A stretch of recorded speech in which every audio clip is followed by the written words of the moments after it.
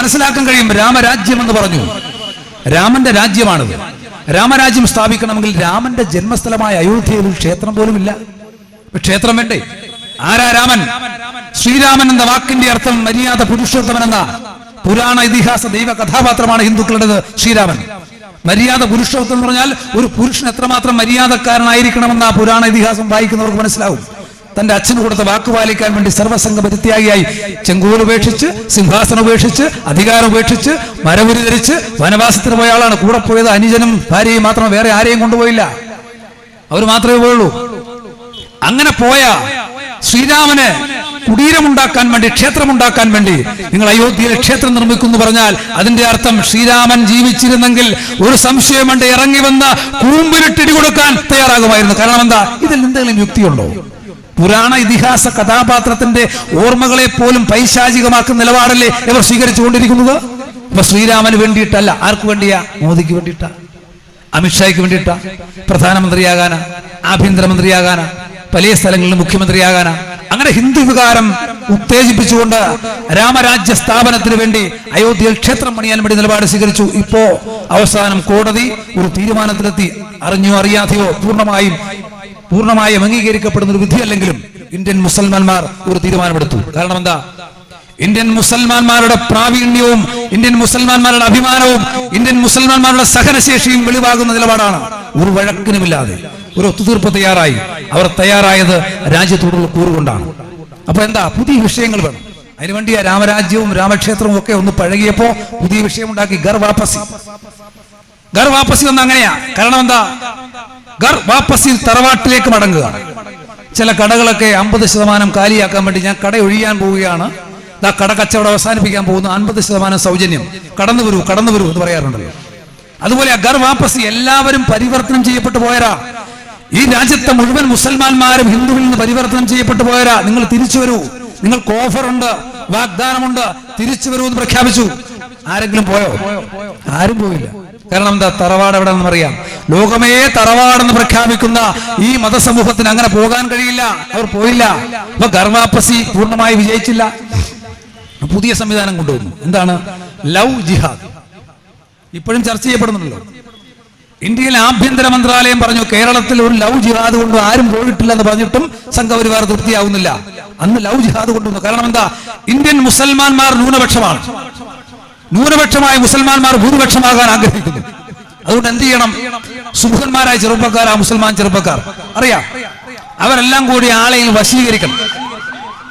അങ്ങനെ വശീകരിച്ചിട്ട് അവർ ഭൂരിപക്ഷമാകണം എന്ന് പറഞ്ഞാൽ അവർ ജിഹാദ്, ലവ് ജിഹാദിൽ കൂടി ഭൂരിപക്ഷമാകാനുള്ള സംവിധാനം ഒരുക്കണം എന്ന് നിലപാട് സ്വീകരിച്ചു. ലവ് ജിഹാദും വേണ്ടത്ര തരത്തിൽ ക്ലച്ച് പിടിക്കാതെ വന്നപ്പോൾ പുതിയ സംവിധാനം ഉണ്ടാക്കി. എന്താ?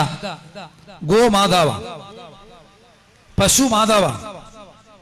പശുവിനെ ആർക്കെങ്കിലും മാതാവായി കാണണമെങ്കിൽ കാണുന്നതിൽ തർക്കമൊന്നുമില്ല, അതിനുള്ള സ്വാതന്ത്ര്യം ഇവിടെയുണ്ട്. പക്ഷെ ഗോമാതാവ് എന്ന വ്യാഖ്യാനം മുന്നോട്ട് വെച്ച് എന്തിനു വേണ്ടിയാ? പശു കച്ചവടവുമായി നടക്കുന്ന മുസ്ലിം ചെറുപ്പക്കാർക്ക് നേരെ കടന്നാക്രമണം നടത്തി തച്ചു കൊല്ലാൻ ആവശ്യമായ നിലപാട് സ്വീകരിച്ചുകൊണ്ട് ഈ ഗോമാതാവ് പരിവേഷം ഉണ്ടാക്കിയത്. എത്ര പേരാ? 2014 മുതൽ 2019 വരെ 45 മുസ്ലിം ചെറുപ്പക്കാരെയാണ് സംഘപരിവാർ ശക്തികൾ തച്ചു കൊന്നത്. വെറുതെ പറയുന്നതല്ല, ചരിത്രമാ, രേഖയാ. പശ്ചിമ യുപിയിൽ മുഹമ്മദ് അഖ്ലാഖ് എന്ന് പറയുന്ന ഒരു 52 വയസ്സുകാരനുണ്ട്. ആ 52 വയസ്സുകാരൻ മരിക്കാൻ കാരണം എന്താ? തൊട്ടപ്പുറത്ത് ക്ഷേത്രത്തിൽ നിന്ന് പുരോഹിതൻ വിളിച്ചു പറഞ്ഞു, അവിടെ പശുമാംസം സൂക്ഷിച്ചിട്ടുണ്ട്, അതിന്റെ മണം എനിക്ക് വരുന്നു. പുരോഹിതന് പശുമാംസത്തിന്റെ മണമൊക്കെ അറിയാവോ? അദ്ദേഹം കൃത്യമായി പറഞ്ഞു, അവിടെ പശുമാംസം വേവിക്കുന്നു, സൂക്ഷിക്കുന്നു, അങ്ങോട്ട് പോകൂ എന്ന് പറഞ്ഞാൽ അവിടെ കൂടിയവർ ഓടിക്കേറി. എവിടെ പോയി? മുഹമ്മദ് അഖ്ലാഖിന്റെ വീട്ടിലേക്ക് പോയി. ഇന്ത്യൻ പട്ടാളത്തിൽ ഒരു മകനെ സൃഷ്ടിച്ച്, മകനെ കൊടുത്ത്, ഇന്ത്യക്ക് വേണ്ടി കാത്തിരിക്കുന്ന മകനെ കൊടുത്ത മുഹമ്മദ് അഖ്ലാഖ് എന്ന് പറയുന്ന മധ്യവയസ്കനെ തച്ചു കൊന്നത് ഈ സംഘപരിവാർ ശക്തികളല്ലേ? ആൾക്കൂട്ടാക്രമണം എന്ന് പറഞ്ഞാൽ കടുത്ത ആൾക്കൂട്ടാക്രമണം സംഘടിപ്പിച്ചു. എന്തിനു വേണ്ടിയാ? വേറൊന്നുമല്ല, ഒരു കൊട്ടു കൊടുക്കാൻ. സംഘർഷഭരിതമായ മനസ്സുമായി ഇന്ത്യൻ മുസൽമാന്മാർ ജീവിക്കണം. ആശങ്കയുള്ള മനസ്സുമായി ഇന്ത്യൻ മുസൽമാന്മാർ ജീവിക്കണം. നേരത്തെ പറഞ്ഞല്ലോ, പ്രത്യയശാസ്ത്രം എന്താ? ഒന്നുകിൽ ഞങ്ങൾക്കൊപ്പം വരണം, അല്ലെങ്കിൽ നിങ്ങൾ രണ്ടാനമ്മയുടെ മക്കളായി ജീവിക്കണം. ആ പ്രത്യയശാസ്ത്രം മുന്നോട്ട് വെച്ചു. അതുകൊണ്ടാണ് ഗോമാതാവ് വന്നത്. ഇവിടെ പറഞ്ഞല്ലോ, നിങ്ങൾ മനസ്സിലാക്കേണ്ട ഒരു സംഗതിയുണ്ട്. ഈ പൗരത്വ നിയമം വരുന്നതിന് കൃത്യം 22 മാസങ്ങൾക്ക് മുമ്പ് ഒരു ഭേദഗതി ഉണ്ടായി. നിയമമല്ല, ഇന്ത്യൻ റിസർവ് ബാങ്ക് ഒരു തീരുമാനമെടുത്തു. എന്താ? ആ തീരുമാനം ആര് പറഞ്ഞില്ല? എന്താ തീരുമാനം? ഇന്ത്യ സർക്കാരിന്റെ നിർദ്ദേശാനുസരണം ഒരു തീരുമാനമെടുത്തു.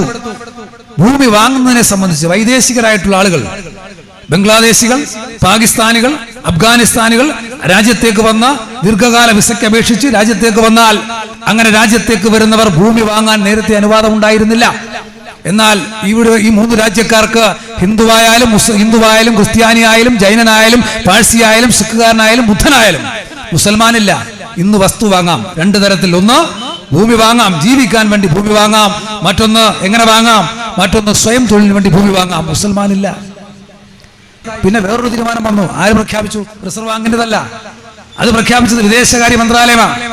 എന്താ പ്രഖ്യാപിച്ചത് വേറൊന്നുമല്ല. ഇവിടെ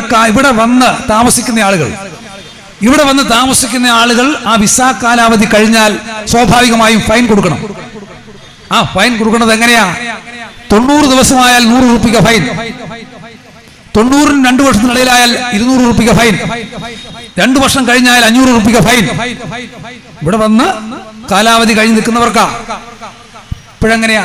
ഇപ്പൊ ഹിന്ദുവിന് ഈ പൈസയേ ഉള്ളൂ, സിഖിനും ഈ പൈസയേ ഉള്ളൂ. മറിച്ചോ ഇന്ത്യൻ മുസൽമാന്മാരുടെ ഫൈൻ 90 ദിവസമായാൽ ഫൈൻ എത്രയാണെന്നറിയുമോ? 21,500 രൂപ. 2 വർഷമായി എത്രയാണെന്നറിയുമോ? 28,000 രൂപ. 2 വർഷം കഴിഞ്ഞാലോ 35,000 ഉറുപ്പിക. വിവേചനമല്ലേ? ഇവിടെ ഇസ്ലാം മത വിശ്വാസികൾക്ക് കൊടുക്കാനുള്ള എന്ത് ധാർഷ്ട്യമാണ് നിങ്ങൾ കാണിക്കുന്നത്? ഇതാണോ ജനാധിപത്യം? ഇതാണ് ഭരണഘടനാ വിരുദ്ധം. ഒരുപാട് നിയമങ്ങൾ വന്നുകൊണ്ടിരിക്കുന്നു നമ്മൾ അറിയാതെ. സാമ്രാജ്യത്വം ബുദ്ധിയുള്ള കളനെ പോലെയാണ്. ഒച്ചയുണ്ടാക്കാതെ ബഹളമുണ്ടാക്കാതെ കടന്നു വന്നു കഴിഞ്ഞ് നമ്മളെ ആലിംഗനം ചെയ്യും. നമുക്ക് പഞ്ചാര വാക്കുകൾ തരും. ആലിംഗനം ചെയ്യുമ്പോഴാണ് മനസ്സിലാക്കുന്നത് കശേരുക്കൾ ഞെരിഞ്ഞ് കഴുത്തൊടിഞ്ഞ് ഇല്ലാതാകുമ്പോഴാണ് ധൃതരാഷ്ട്രാലിംഗനമാണ് തിരിച്ചറിയപ്പെടുന്നത്. ആ ധൃതരാഷ്ട്രാലിംഗനമാണ് നമ്മുടെ നാട്ടിൽ നടക്കുന്നത്. അതാണ് സൂചിപ്പിച്ചത്. അപ്പൊ വെറുതെ ഉണ്ടായതല്ല. അപ്പൊ ഓരോന്ന് കടന്നു വരുന്നു. ഈ പറയുന്ന രാമരാജ്യം വന്നു, രാമക്ഷേത്രം വന്നു, ഗർഭാപ്പസി വന്നു, ലവ് ജിഹാദ് വന്നു, ഗോമാതാവ് വന്നു. ഈ പറയുന്ന നിയമങ്ങൾ മാറി മാറി വരുന്നു. പിന്നെയോ അവസാനം 370 റദ്ദാക്കി. 370 റദ്ദാക്കാൻ വേണ്ടി പറഞ്ഞെന്താ? കാശ്മീരിന് പ്രത്യേക അവകാശം കൊടുക്കുക. നിങ്ങൾ കാശ്മീരിന് പ്രത്യേക അവകാശം കൊടുക്കുമ്പോൾ അവകാശം മാറ്റപ്പെടുമ്പോൾ ജനാധിപത്യത്തിൽ ചർച്ചയുണ്ടാകണ്ടേ? ഇന്ത്യൻ പ്രതിപക്ഷമായി ആലോചിക്കണ്ടേ? ആ നിലപാട് സ്വീകരിക്കണ്ടേ? നിങ്ങൾ സ്വീകരിച്ചില്ല എന്ന് മാത്രമല്ല, ഏകപക്ഷീയമായി വീണ്ടും ഇന്ത്യൻ മുസ്ലിംമാർക്ക് ഒരു കിഴുക്ക് കൊടുക്കാമെന്ന് നിങ്ങൾ വിചാരിച്ചാൽ, അങ്ങനെ കിഴുക്ക് കൊടുക്കുമ്പോൾ ഭയപ്പെടുന്നവരല്ല ഇന്ത്യൻ മുസൽമാന്മാരെന്ന് ആവർത്തിച്ച് പ്രഖ്യാപിക്കാൻ ഞാൻ ആഗ്രഹിക്കുകയാണ്. ആബിദ് ഹസൻ സബറാനിയുടെ, ഹസ്രത് മൊഹാനിയുടെ, യൂസഫ് മെഹർ അലിയുടെ, മുഹമ്മദ് ഇക്ബാലിന്റെ വീരപാരമ്പര്യമുള്ള ഇന്ത്യ ഗേറ്റ് പരിശോധിച്ചാൽ 95,300 രക്തസാക്ഷികളുടെ പേര് നിങ്ങൾ ഇന്ത്യ ഗേറ്റിൽ എഴുതപ്പെടുമ്പോൾ അതിൽ 61,392 പേരും ഇന്ത്യയിലെ മുസൽമാന്മാരാണെന്ന് പറഞ്ഞാൽ അവിടെ ധീരദേശാഭിമാന ബോധത്തെക്കുറിച്ച് നിങ്ങൾ വിഷമിക്കേണ്ടതില്ല. നിങ്ങൾക്ക് ചരിത്രം പഠിച്ചാൽ കൃത്യമായി ബോധ്യപ്പെടും. ഞാൻ ആവർത്തിക്കുന്നില്ല. ഇത് ഒരു സ്വാതന്ത്ര്യ സമരമാണ്. ബൃഹത്തായ 2ാം സ്വാതന്ത്ര്യ സമരമാണ്. ഈ സമരത്തിൽ ഇന്ത്യൻ ദേശാഭിമാന ബോധമുള്ള മുസൽമാന്മാരെ ആക്ഷേപിക്കാൻ ശ്രമിച്ചാൽ, ആക്രമിക്കാൻ ശ്രമിച്ചാൽ കാത്തിരിക്കുന്നത്, തടുക്കുന്നത് ഇസ്ലാം മത വിശ്വാസികളല്ല, ഇന്ത്യൻ മതേതരത്വ വിശ്വാസികൾ അക്ഷീണമായ പോരാട്ടത്തിന് തയ്യാറെടുക്കുന്ന കാര്യത്തിൽ ഒരു തർക്കവും വേണ്ട. അത് നിങ്ങൾ മനസ്സിലാക്കണമെങ്കിൽ ഇന്ത്യൻ ദേശീയവാദത്തെക്കുറിച്ച്, ദേശാഭിമാന ബോധത്തെക്കുറിച്ച്, മുസൽമാന്മാരുടെ ചരിത്രത്തെക്കുറിച്ച് നിങ്ങൾ മനസ്സിലാക്കണമെങ്കിൽ ചവിട്ടി നിൽക്കുന്ന മണ്ണെടുത്ത് ഒന്ന് മണപ്പിച്ചു നോക്കണം. വലിയ മൂക്കാണ് അമിത് ഷായുടെ.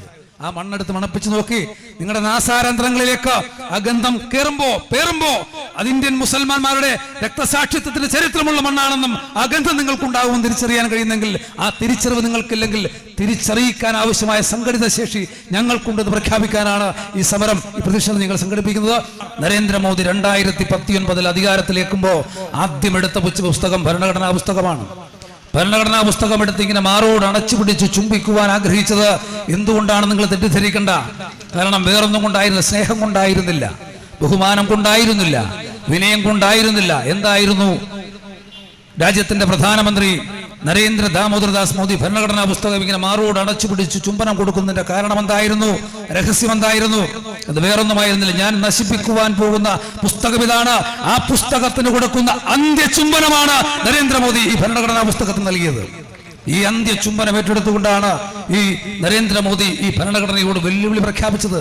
കുരങ്ങന്റെ കയ്യിൽ പൂമാല കിട്ടുമ്പോൾ ഉണ്ടാകുന്ന ഏത് അനുഭൂതിയാണോ ആ അനുഭൂതി പോലെ തന്നെയാണ് ഭരണഘടനാ പുസ്തകത്തിന്റെ താളുകൾ വലിച്ചു കീറിക്കൊണ്ട് ചുംബനം കൊടുത്തുകൊണ്ട് നമ്മെ പറ്റിക്കാൻ, തെറ്റിദ്ധരിപ്പിക്കാൻ, ഇല്ലാതാക്കാൻ, ജനാധിപത്യ കഴിവേട്ടം നടത്തുവാൻ നരേന്ദ്രമോദി തയ്യാറായത്.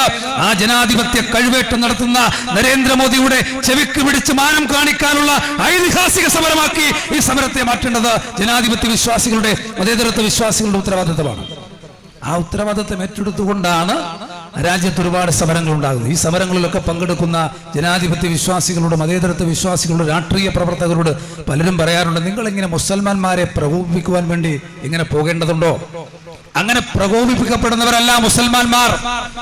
സഹനത്തിന്റെയും ത്യാഗത്തിന്റെയും സഹകരണത്തിന്റെയും പങ്കാളിത്തത്തിന്റെയും സക്കാത്തിന്റെയും യഥാർത്ഥമായ തത്വചിന്ത, ആത്മീയ ചിന്ത പുലർത്തുന്ന യഥാർത്ഥ ഇസ്ലാം മതത്തിന്റെ അനുയായികൾ അങ്ങനെ പ്രകോപിപ്പിക്കപ്പെടുന്നവരല്ല. അവർ സഹനത്തിന്റെ പാതയിൽ സഞ്ചരിക്കുന്നവരാണ്, അവർ ത്യാഗത്തിന്റെ പാതയിൽ സഞ്ചരിക്കുന്നവരാണ്. സമ്പാദിക്കുന്നതിന്റെ ഇത്ര ശതമാനം മറ്റുള്ളവർക്ക് കൊടുക്കാൻ സക്കാത്ത് പഠിപ്പിക്കുന്ന, അയൽപക്കത്തുള്ളവൻ നിറച്ചുണ്ണുന്നില്ലെങ്കിൽ നീ അത്താഴം കഴിക്കുന്നെങ്കിൽ അതെന്നെ നീ പിൻപറ്റുന്നവരല്ല എന്ന് പ്രഖ്യാപിക്കുന്ന ഒരു വലിയ മതത്തിന്റെ പിൻപറ്റുകാർ, പിൻതലമുറക്കാർ, അവർ പ്രകോപിക്കപ്പെടുന്നവരല്ല എന്ന് കൂടി പറയാൻ ഞാൻ സന്ദർഭമായി ആഗ്രഹിക്കുകയാണ്. അമേരിക്കയുടെ പ്രസിഡന്റായ ട്രംപ് പറയുന്നു, ഇസ്ലാമോ ഫോബിയ പടർത്തിക്കൊണ്ട് ലോകത്ത് ഇസ്ലാമിക ശത്രുക്കളെ പ്രഖ്യാപിക്കുന്നു. ആ ട്രംപിനെ അനുധാവനം ചെയ്യുന്ന സയാമീസ് ഇരട്ടയാണ്, ട്രംപിനേക്കാൾ കൂടുതൽ ട്രംപ് മനോഭാവം പ്രകടിപ്പിക്കുന്ന സയാമീസ് ഇരട്ടയാണ് ആര്? നരേന്ദ്രമോദി. അതുകൊണ്ട് ഇന്ത്യയിൽ ആഭ്യന്തര ശത്രുക്കൾ മുസൽമാന്മാരാണെന്ന് പ്രഖ്യാപിക്കുകയാണ് ആര് ചെയ്യുന്നത്? ഈ പറയുന്ന നരേന്ദ്രമോദി ചെയ്യുന്നത്, അമിത്ഷാ ചെയ്യുന്നത്. എന്തിനാ ചെയ്യുന്നത്? ഈ രാജ്യത്ത് ഭീകരവാദികളായി ഇസ്ലാമിനെ മാറ്റാൻ. ട്രംപ് പറയുന്നു, ഇസ്ലാം ഫോബിയ വ്യാപകമാക്കുന്നു, എല്ലാ കാലത്തും സാമ്രാജ്യത്തിന് ശത്രു വേണം. സാമ്രാജ്യത്തിന് ശത്രു ഉണ്ടെങ്കിൽ മാത്രമേ നിലനിൽക്കാൻ കഴിയൂ. ആ ശത്രുവിനെ ലാക്കിയാക്കിയാണ് സാമ്രാജ്യത്തെ മുന്നോട്ട് പോകുന്നത്. അപ്പൊ ആ ശത്രുവിന് വേണ്ടി അപ്പുറത്ത് ഇസ്ലാമിനെ നിർത്തുന്നു, ഇസ്ലാം ശത്രുവായി പ്രഖ്യാപിക്കുന്നു. അതേ നിലപാടാണ് രാജ്യത്ത് നരേന്ദ്രമോദി സ്വീകരിക്കുന്നത്. ആ നരേന്ദ്രമോദി സ്വീകരിക്കുമ്പോ നരേന്ദ്രമോദി തിരിച്ചറിയപ്പെടേണ്ടതുണ്ട്. ഇസ്ലാമിനെ ശത്രുവാക്കി നിർത്തേണ്ടതല്ല. ഇസ്ലാമിനെ ശത്രുവാക്കി നിർത്താൻ നിങ്ങൾക്ക് കഴിയില്ല. ഹിന്ദുവിന്റെ വിപരീത മതം മുസൽമാൻ എന്ന് പ്രഖ്യാപിച്ച് ഹിന്ദുമത വിശ്വാസികളെ ഒന്ന് ഉത്തേജിപ്പിക്കാമെന്ന് കരുതിയാൽ ഈ രാജ്യത്തെ ബഹുഭൂരിപക്ഷം വരുന്ന ഹിന്ദുമത വിശ്വാസികളും മതേതരത്വ വിശ്വാസികളാണെന്ന് നിങ്ങൾ തിരിച്ചറിയേണ്ടതുണ്ട്. അതാണ് യാഥാർത്ഥ്യം.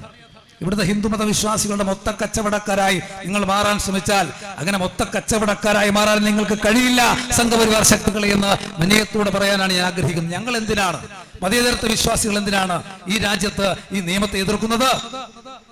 രാജ്യത്ത് ഒരു രജിസ്റ്ററൊക്കെ വേണ്ടേ? എല്ലാവരും വന്നു പോയാൽ എങ്ങനെയാ? ഉൾഫാ തീവ്രവാദി അറിയണ്ടേ? ലഷ്കർ ഇ തോയ്ബയെ അറിയണ്ടേ? ഭീകരവാദികളെ അറിയണ്ടേ? നിങ്ങൾ രജിസ്റ്റർ ഉണ്ടാക്കിക്കൊള്ളൂ. നിങ്ങൾ ഉണ്ടാക്കുമ്പോൾ ഈ രാജ്യത്ത് ഇസ്ലാം മത വിശ്വാസികളെ കുറ്റം ചാർത്തി നിർത്തി ഭീകരവാദികളാക്കി അവരെ പുറത്താക്കാൻ നിങ്ങൾ ശ്രമിക്കരുത്. ആസാമിൽ ഉണ്ടാക്കിയല്ലോ. ആസാമിൽ നിങ്ങൾ ഉണ്ടാക്കിയപ്പോ 1985 രാജീവ് ഗാന്ധി ഒരു ആസാം അക്കോർഡ് ഉണ്ടാക്കി. വലിയ സമരത്തിന്റെ ഭാഗം, പ്രക്ഷുബ്ധമായ സമരത്തിന്റെ ഭാഗമായി അവിടെ വേറെയാ വിഷയം ഉണ്ടാക്കിയ. അവസാനം സുപ്രീം കോടതി നിരീക്ഷണ അടിസ്ഥാനത്തിൽ അവിടെ അവസാനം BJP സംഘപരിവാർ ശക്തികളും ഈ പറയുന്ന ആസാമിൽ പൗരത്വ രജിസ്റ്റർ പൂർത്തീകരിച്ചു. എന്തൊരു വേഗതയായിരുന്നു, എന്തൊരു വെപ്രാളമായിരുന്നു. പലപ്പോഴും മാറ്റിവെക്കപ്പെട്ട പൗരത്വ രജിസ്റ്റർ BJPയും സംഘപരിവാർ ശക്തികളും അധികാരത്തിൽ വന്നപ്പോൾ വളരെ വേഗത്തിൽ പൂർത്തീകരിച്ചു. കാര്യം എന്താ? ബംഗ്ലാദേശിൽ നിന്ന് ആസാമിലേക്ക് നുഴഞ്ഞു കയറ്റപ്പെട്ടവരെല്ലാം മുസൽമാന്മാരാണെന്ന് പ്രഖ്യാപിച്ചുകൊണ്ട് നിലപാട് സ്വീകരിച്ചവരാ. എന്തേ പറ്റി? പവനായി ശവമായി എന്ന് പറഞ്ഞതുപോലെ എന്താ സംഭവിച്ചത്? അവസാനം സംഭവിച്ചു 19.6 ലക്ഷം വരുന്നവർ പൗരത്വ രജിസ്റ്ററിന് പുറത്തു പോയപ്പോ അതിൽ വെറും 6 ലക്ഷം പേര് മാത്രമാണ് മുസ്ലിങ്ങളായിട്ടുള്ളത്.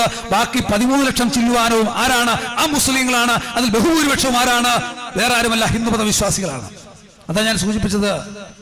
വെടക്കാക്കി തനിക്കാക്കാൻ നോക്കി, കയ്യിലിരുന്നതും പോയി, എല്ലാം പോയി എന്ന് പറഞ്ഞാൽ ഈ ബംഗ്ലാദേശിൽ നുഴഞ്ഞു കയറ്റപ്പെട്ടവർ കൂടുതലും ഹിന്ദുമത വിശ്വാസികളാ.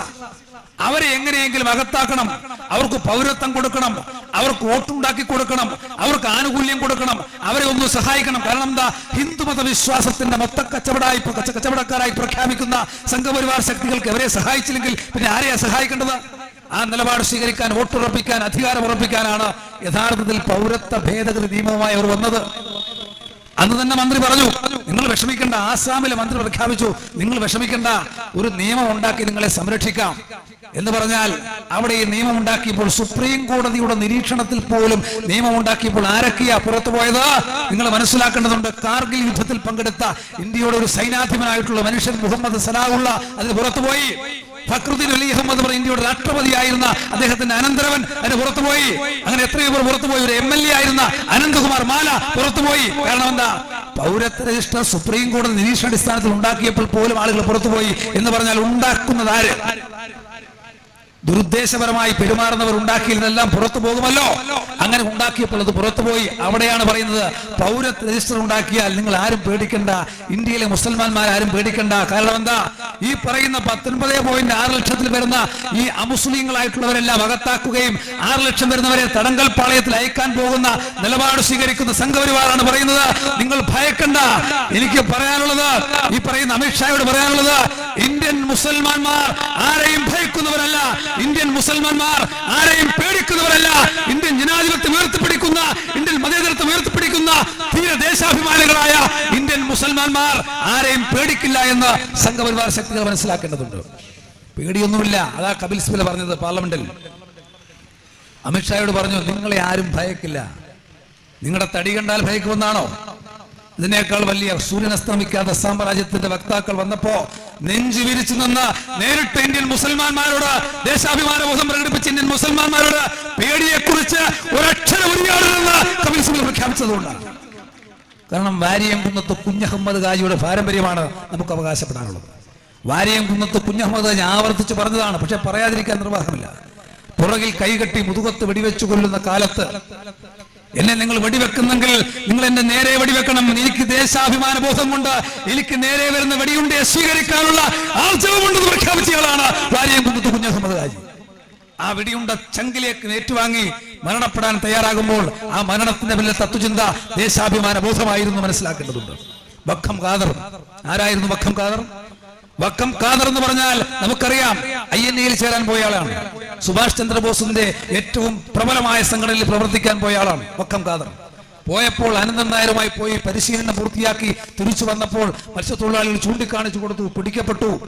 പിടിക്കപ്പെട്ടപ്പോൾ എന്താ സംഭവിച്ചത്? വക്കം ഖാദർ പറഞ്ഞ ഒരു കാര്യമേ ഉള്ളൂ, നിങ്ങൾക്ക് എന്നെ എന്തും ചെയ്യാം, നിങ്ങൾക്ക് എന്നെ കൊല്ലാം, പക്ഷെ നിങ്ങൾ തൂക്കിക്കൊല്ലുമ്പോൾ, എന്നെ ഇല്ലാതാക്കുമ്പോൾ അനന്തൻ നായർ തൂക്കുന്ന അതേ തൂക്കുമരത്തിൽ എന്നെ തൂക്കിക്കൊണ്ട് മതേതരത്വം ഉയർത്തിപ്പിടിക്കണം പ്രഖ്യാപിച്ചയാളെയാണ് വക്കം ഖാദർ. വക്കം അബ്ദുൽ ഖാദർ മൗലവിയുണ്ട്. അദ്ദേഹം ഒരു പത്രം നടത്തിയിരുന്നില്ല, പത്രാധിപരായിരുന്നു, പത്രം ഉടമയായിരുന്നു. അദ്ദേഹത്തിന്റെ പത്രത്തിന്റെ പത്രാധിപർ സ്വദേശാഭിമാനി രാമകൃഷ്ണപിള്ളയായിരുന്നു. അദ്ദേഹത്തെ ബ്രിട്ടീഷുകാരൻ സ്വാധീനിക്കാൻ ശ്രമിച്ചു. നിങ്ങൾ ഇങ്ങനെ പോകേണ്ട ആളാണോ? നിങ്ങളൊരു രാമകൃഷ്ണപിള്ളയെ ഇതിന്റെ പത്രാധിപരാക്കി പ്രവർത്തിക്കേണ്ട ആളാണോ? ഞങ്ങൾക്കൊപ്പം നിൽക്കണം. അപ്പൊ അദ്ദേഹം പറഞ്ഞു, സൂര്യനെയും ചന്ദ്രനെയും എന്റെ ഇരുകരങ്ങളിൽ പ്രഖ്യാപിച്ചാലും, നിങ്ങൾ ഇരുകരങ്ങളിലേക്ക് എത്തപ്പെട്ടാലും ഞാൻ സാമ്രാജ്യത്തെ യുദ്ധം അവസാനിക്കാതെ തുടർന്നു കൊണ്ടുപോകുന്ന പ്രഖ്യാപിച്ചയാളാണ് വക്കം അബ്ദുൽ ഖാദർ മൗലവി. ഇതെല്ലാം ആരായിരുന്നു? ഇതെല്ലാം വേറെ ആരുമായിരുന്നില്ല, ഇസ്ലാം മതവിശ്വാസികളായിരുന്നു. അവർ മതവിശ്വാസം മുറുകെ പിടിച്ച് പരിശുദ്ധ ഖുർആനെ പിൻപറ്റി നന്നായി ജീവിക്കുന്നവരായിരുന്നു. അങ്ങനെ ജീവിക്കുമ്പോൾ അവർക്കൊരു കാര്യം ഉറപ്പുണ്ടായിരുന്നു. എന്താണ്? എന്റെ രാജ്യമാണ് എന്റെ വലുത്, പെറ്റമ്മയും പിറന്നനാടും സർവോപരി സ്വതന്ത്രവും സ്വർഗത്തെക്കാൾ സുന്ദരമാണെന്ന് കരുതുന്ന മനോവാചകത്തിന്റെ ഉടമകളായിരുന്നു ഇന്ത്യൻ ഇസ്ലാം മതവിശ്വാസികൾ. ആ നിലപാട് സ്വീകരിക്കപ്പെട്ടവരാണ്. അവരാണ് ആ നിലപാട് സ്വീകരിച്ചത്. അല്ല, സംഘപരിവാറിനെ പോലെ ഈ ആളുകളല്ല. ചരിത്രത്തിൽ നിങ്ങൾക്ക് എന്ത് സ്ഥാനമാണ് ഉള്ളത്? നിങ്ങൾ എവിടെയാ സമരം ചെയ്തത്? നിങ്ങൾ എന്ത് സമരമാണ് ചെയ്തത്? ഇന്ത്യൻ സ്വതന്ത്ര സമരത്തിൽ ഉപ്പു നോക്കുവാൻ പോലും ഒരു അവകാശബോധം ഉന്നയിക്കാത്ത ആളുകളാണ് സംഘപരിവാർ ശക്തികൾ. ഈ സമരത്തെ ഒറ്റുകൊടുത്തവരാണ് നിങ്ങൾ. നിങ്ങൾക്കറിയാമല്ലോ, സമരം നടന്നു പോകുമ്പോൾ, സ്വാതന്ത്ര്യ സമരം കടന്നു പോകുമ്പോൾ വേലിക്കപ്പുറം വന്നിരുന്ന് പാത്തിരുന്ന് മൂത്രമൊഴിച്ചപ്പോ ഒരു പൊളവം കടിച്ച് മരിച്ച രക്തസാക്ഷിത്വം പോലും പറയാനില്ലാത്ത സംഘപരിവാറുകാർ ഈ കാര്യം പറയണ്ട. കാരണം എന്താ? ഞങ്ങളുടെ ചരിത്രം സ്വാതന്ത്ര്യ സമര ചരിത്രമാണ്. ഞങ്ങളുടെ ചരിത്രം സ്വാതന്ത്ര്യ സമര ചരിത്രമാണ്. സ്വാതന്ത്ര്യ സമര പോരാട്ടത്തിൽ ഐതിഹാസികമായി വീരത്യാഗം ചെയ്ത ഒരുപിടി മനുഷ്യരുടെ ചരിത്രമാണ് ഇസ്ലാമിന് പറയാനുള്ളത്, മതേതരത്വ വിശ്വാസികൾക്ക് പറയാനുള്ളത്. നിങ്ങൾ എന്താ ചെയ്തത്? സവർക്കർ അറിയാമല്ലോ. സവർക്കർ ചെയ്തത് എന്താ? സവർക്കർ പറഞ്ഞു, അകത്ത് കിടക്കുന്ന എന്നേക്കാൾ പ്രയോജനം ബ്രിട്ടീഷുകാർക്ക് പുറത്തു നിൽക്കുന്ന ഞാനാണ്, എന്നെ പുറത്തിറക്കൂ, നിങ്ങളെ ഞാൻ സഹായിക്കാം. ഭിന്നിപ്പിച്ച് പരീക്ഷിക്കുന്ന ബ്രിട്ടീഷുകാരാ, നിങ്ങളെ ഞാൻ സഹായിക്കാം. ആ നിലപാട് സ്വീകരിച്ചുകൊണ്ട് മാപ്പെഴുതി കൊടുത്തുകൊണ്ട് ഷൂ നക്കിക്കൊണ്ട് സവർക്കർ വെളിയിലേക്ക് വന്ന് ബ്രിട്ടീഷുകാരനെ സഹായിച്ച പാരമ്പര്യമാണ് ഇവിടെയുള്ളത്. ആ പാരമ്പര്യം ഞങ്ങൾക്കില്ല. അതുകൊണ്ടാണ് രാഹുൽ ഗാന്ധി പറഞ്ഞത്, എന്റെ പേര് രാഹുൽ ഗാന്ധി എന്നാണ്, എന്റെ പേര് രാഹുൽ സവർക്കർ എന്നല്ല എന്ന് പ്രഖ്യാപിച്ചത് കൊണ്ട്. ലൂസിഫർ സിനിമയിൽ മോഹൻലാൽ എന്ന പ്രധാന കഥാപാത്രം പറയും, ഓന്റെ വാപ്പയല്ല എന്റെ വാപ്പ. നിസ്സാരമാണ്. ഓന്റെ വാപ്പയല്ല എന്റെ വാപ്പ. ആ പാരമ്പര്യ ഗുണമാണ് ഇന്ത്യൻ ഇസ്ലാമിലുള്ളതെന്ന് ഇവർ തിരിച്ചറിയേണ്ടതുണ്ട്. നമ്മൾ എന്തിനാ എതിർക്കുന്നത്? നിങ്ങൾ ഭരണഘടനയ്ക്കെതിരായതുകൊണ്ടാണ് എതിർക്കുന്നത്. നിങ്ങൾ ഇന്ത്യൻ ഭരണഘടനയെ കൊഞ്ഞളം കുത്തി കാണിക്കുക. കാരണം എന്താ? ആർട്ടിക്കിൾ 14 പറയുന്നു, ഇന്ത്യൻ ഭരണഘടന പറയുന്നു, എല്ലാ വ്യക്തികളും നിയമത്തിന് മുന്നിൽ തുല്യരാണ്. ഒരു വ്യക്തിക്ക് നിയമപരീക്ഷ കൊടുക്കുമ്പോൾ തുല്യ അകലം പാലിക്കണം എന്നാര് പറയുന്നു? ആർട്ടിക്കിൾ 14 പറയുന്നു. ആർട്ടിക്കിൾ 25 പറയുന്നു, മതസ്വാതന്ത്ര്യം പറയുന്നു. ആ പറയുന്ന ഭരണഘടനാ അനുച്ഛേദങ്ങൾക്ക് വിരുദ്ധമാണ് നിയമം. കാരണം എന്താ? ഇസ്ലാം മതത്തെ ഒഴിവാക്കുന്നു. ഇസ്ലാം മതത്തെ നിങ്ങൾ ഒഴിവാക്കുമ്പോൾ ഈ പറയുന്ന തുല്യ അകലം നിങ്ങൾ പാലിക്കുന്നില്ല. ഇന്ത്യൻ മതേതരത്വം നിങ്ങൾ പാലിക്കുന്നില്ല. എല്ലാ മതങ്ങളോടും താത്വികമായ അകലം പ്രഖ്യാപിക്കണമെന്ന് പറയുന്ന ഇന്ത്യൻ ഭരണഘടനകൾ ഉയർത്തിപ്പിടിക്കുന്നില്ല. നിങ്ങൾ നേരത്തെ പറഞ്ഞ പോലെ ഭരണഘടന കാട്ടിൽ പറത്താൻ ശ്രമിക്കുമ്പോൾ ഇന്ത്യൻ ഭരണഘടന സംരക്ഷിക്കാൻ ഞങ്ങൾക്ക് ബാധ്യതയുണ്ട്, മതേതരത്വ വിശ്വാസികൾക്ക് ബാധ്യതയുണ്ട്. നമ്മൾ എന്തിനാ സുരക്ഷിതമായി ഉറങ്ങുന്നത്? നമ്മൾ എന്തുകൊണ്ടാണ് സുരക്ഷിതമായി ഉറങ്ങുന്നത്?